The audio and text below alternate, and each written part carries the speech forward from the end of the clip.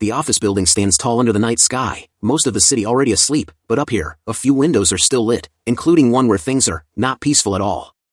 Inside, Moonlight is already heated. She turns sharply toward her coworker, one hand pressed to her chest as she fires off, basically accusing him straight up, asking if he took her snack again. Her tone isn't even doubtful at this point, it's personal.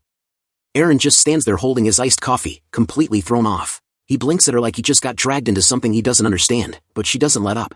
She reminds him he already got caught once before with her jelly, so this isn't exactly a fresh accusation.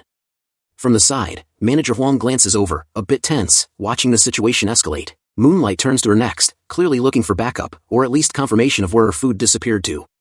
Moonlight's eyes drift down to her desk, or more specifically, the empty spot where her snack should have been. Her expression drops. She's genuinely upset now, almost on the verge of tears. Meanwhile, Aaron looks between her and the desk, still confused, basically asking why she's looking at him like he's the culprit. Then he admits, kind of awkwardly, that he thought the jelly was for everyone. That only makes things worse. Manager Huang quickly steps in, trying to calm things down, offering to just buy more snacks to fix it. But Moonlight suddenly freezes, something else clicks. Her coffee's gone too. Now both her and Manager Huang slowly turn their heads toward Aaron. Aaron, meanwhile, is still stuck processing the original accusation, like his brain hasn't even caught up to the second charge yet. Moonlight exhales sharply, clearly done relying on anyone, and starts digging through her bag. After a moment, she pulls out backup food, bananas. Relief hits her face for a second, but it's immediately replaced with suspicion again as she firmly tells him to stay away from her food. Aaron raises a hand, still defending himself, insisting he didn't take anything. Moonlight shoots back sarcastically, basically asking if a ghost came and stole her snacks instead, and right then, something weird happens. A faint glow starts forming around her. Both of them freeze. The light grows stronger, pulsing right in the middle of the office, and before either of them can react properly, a bat-shaped silhouette suddenly forms out of nowhere. They just stare. The light fades, and there he is, Bat, tiny, wide-eyed, just sitting there like he also has no idea how he got here. For a split second, everything is dead quiet. Then Aaron completely loses it. He basically screams that there's a giant bat in the office, his voice cracking as he panics. Moonlight also recoils, shrinking back in shock. Bat, meanwhile, looks at them and panics even harder. He shouts back, calling them huge humans, his tiny body shaking, clearly more scared than they are. And then, a banana flies through the air. Thud, direct hit to Bat's face. Everything just spirals from there. The office workers start freaking out even more, shouting over each other, trying to figure out where that even came from and why this is happening. In the back, Manager Huang just stands there, completely lost, like her brain has officially given up. Bat slowly grabs the bananas, eyes watering. He's trembling, trying to process this terrifying place full of giants. Then, in pure panic, he pushes the bananas forward, basically offering them like a peace gift, desperately trying to fix whatever this situation is. But before anything else can happen, that same golden light wraps around him again. The brightness explodes across the desk, forcing everyone to shield their eyes. The air fills with that same strange energy for a brief moment. And then it's gone. Bat disappears. Silence. Moonlight just stands there, staring at the empty space where everything just happened. Her mind doesn't even go to the creature first. She quietly realizes her bananas are gone. Her voice drops as she mutters, heartbroken, about her bananas disappearing. Behind her, Aaron snaps, clearly fed up now, pointing out that he told her it wasn't him this whole time. Then, after a short pause, his tone softens. He steps closer and offers her his iced coffee, holding it out awkwardly as an apology, for the jelly incident, for everything. He mentions she's been working overtime a lot and should at least drink something for energy. Moonlight blinks, caught off guard, letting out a small, confused reaction before slowly accepting the gesture, thanking him a bit shyly.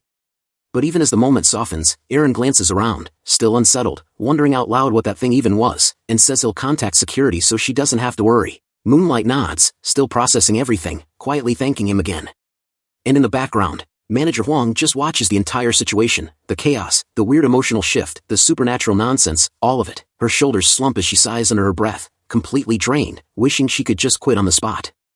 Sejun gets dragged in front of what is very clearly the boss of this place, a monkey king lounging on a throne, casually patting one of his little offspring like this is just another normal day. The king tilts his head down, looking at Sejun with open confusion first, then that confusion quickly turns into straight-up disgust. He basically questions what this thing even is, then doubles down by bluntly calling Sejun ugly without any hesitation. One of the guards steps forward and explains the situation, calmly saying they found Sejun during a forest patrol and thought he might be useful, maybe even as an offering to some gorillas. Sejun, standing there tied up and already exhausted, just lets out a tired sigh like, of course this is happening now. Meanwhile, the Monkey King isn't even fully focused on him anymore. His expression shifts, irritation creeping in as he starts thinking about someone named Gorian. The mood tightens a bit, He's clearly not happy, muttering about how if the next proposal gets rejected, he's ready to go all in on war. It's the kind of tone that makes it obvious this isn't just talk, he means it. Around him, though, his little offspring just look completely uninterested, like they've heard this speech before. Then just like that, the king snaps back to the present and gives a sharp order, deal with the human, lock him back up. No ceremony, nothing. A guard immediately follows through, kicking Sejun back toward a wooden cage like he's just another piece of baggage. While doing it, the monkey throws in a couple of insults for good measure, mocking his face and telling him to go get along with the gorillas. Sejun hits the ground inside the cage, groaning as the dust settles around him. He mutters under his breath, clearly irritated, saying if his hands weren't tied right now, this would have gone very differently. But that frustration fades pretty quickly, replaced by something quieter. He lowers his voice, almost to himself, admitting how much he misses Aileen and the others. And right then, a sudden golden light bursts into existence near the cage. It's bright enough to make him flinch, and before he can even react properly, a familiar voice calls out to him, full of emotion. Bat appears right out of that light, clutching something tightly, already tearing up as he rushes towards Sejun and calls him master like he's been holding that in the entire time. Sejun just stares for a second, completely caught off guard. Bat doesn't even wait, he immediately starts apologizing, voice shaking, explaining that he did find other humans, but he couldn't bring back anything useful, nothing good. As he says that, Sejun's eyes drop to what Bat's holding, a bunch of bananas. He blinks, a little surprised, and asks if that is what he managed to bring back. Bat, still emotional, doesn't even defend himself, he just keeps apologizing while fumbling with the ropes tied around Sejun's hands, quickly working to loosen them. The ropes finally come off. And instead of complaining, Sejun immediately softens. He reassures Bat in a calm, steady voice, telling him it's completely fine. What matters is that he came back, and he even brought food. Bat pauses, sniffling a bit, clearly not expecting that reaction. Sejun reaches down, picks up one of the bananas, and without overthinking it, decides they should just eat together right there. He starts peeling it open, and casually offers a bite toward Bat. Bat freezes for a second, then those big eyes of his well up again, but this time, not from panic. The banana might as well be glowing in his reflection. He leans in slowly and takes a small bite. He chews, and his entire expression changes. Like, completely. He lights up, genuinely shocked by how good it is, going on about how he's never tasted anything like this before. He describes it in his own way, soft, fluffy, even saying it smells kind of like flowers. Sejun can't help but smile at that. There's something about how serious Bat is being over a banana that makes it land. Bat keeps going, clearly enjoying every bite, while Sejun finally takes one himself and nods in agreement. It's actually pretty good, but the moment doesn't stay light for long. Sejun's expression shifts slightly as a thought crosses his mind. If Bat found these near other humans, then that means someone else might be nearby. Before he can think too deeply about it, there's movement outside the cage. One of the monkeys approaches, drawn in by the smell. He leans in, eyes narrowing, and immediately starts shouting, demanding to know what they're eating. His tone turns aggressive fast, throwing insults at Bat, calling him a little furball and accusing him of hiding food. Both Sejun and Bat freeze. Bat lets out a small, panicked cry, instinctively shrinking back. Sejun reacts instantly, pulling Bat behind him and positioning himself in front like a shield. His body tenses, ready to act if things go south, even thinking about using his thunder ability if it comes to that. But then, something weird happens. The monkey suddenly stops mid-rant. His expression shifts, his eyes literally turning into the shape of bananas. All that anger, gone, replaced by pure, overwhelming awe. He starts trembling, then hopping slightly, completely losing composure as he stares at the banana like it's some kind of sacred object. His voice changes tone entirely as he starts praising Sejun, calling him something along the lines of a chosen figure tied to bananas, like this is some long-awaited prophecy. Sejun just stares, not even reacting at first. And before he can question it, the monkey drops flat onto the ground in full prostration, bowing with absolute devotion, continuing to chant and praise like he's witnessing something divine. The shift is so sudden it doesn't even feel real. Inside the cage, Sejun slowly crouches down, still holding the banana in his hand, staring at the scene in front of him like his brain is trying, and failing, to process how things escalated from getting bullied to being worshipped in under 10 seconds. The scene opens on the 99th floor of the Black Tower, and everything about it feels harsh and empty. Wind sweeps across the ground, kicking up dust, and in the distance there's this massive, jagged spire rising up near a glowing transfer point that hums with energy. Near that structure, a Minotaur guard steps forward and announces that visitors from the farm have arrived to see the boss. Right behind him, Kwon is standing there with this absurdly oversized backpack strapped to his back. Beside him are Theo and Garen, both facing forward as they wait. Kwon calls out warmly toward the throne, greeting the Bull King like he's meeting an old friend. Up above, seated high on his throne, Uma looks down at them. He doesn't react immediately, just studies them for a second before asking, in a calm but firm tone, what brought them all the way here. Theo steps forward to answer, keeping things direct. He says they need to use the transfer point. Then he quickly adds the important part, Chairman Park Sejun has been teleported to the 77th floor, and they need to go after him right away.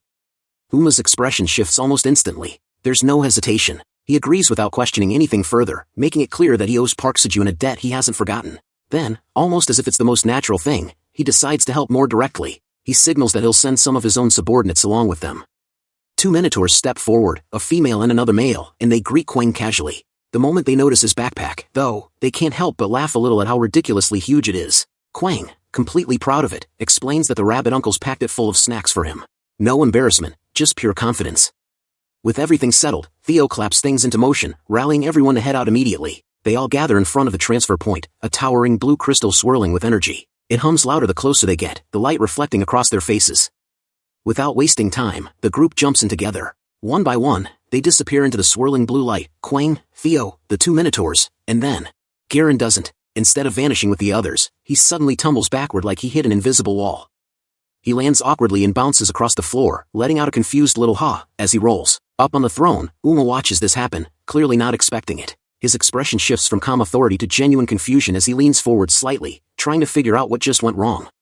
Garen finally comes to a stop, sitting there on the ground, looking completely lost. He scratches his head, still processing why everyone else disappeared and he didn't.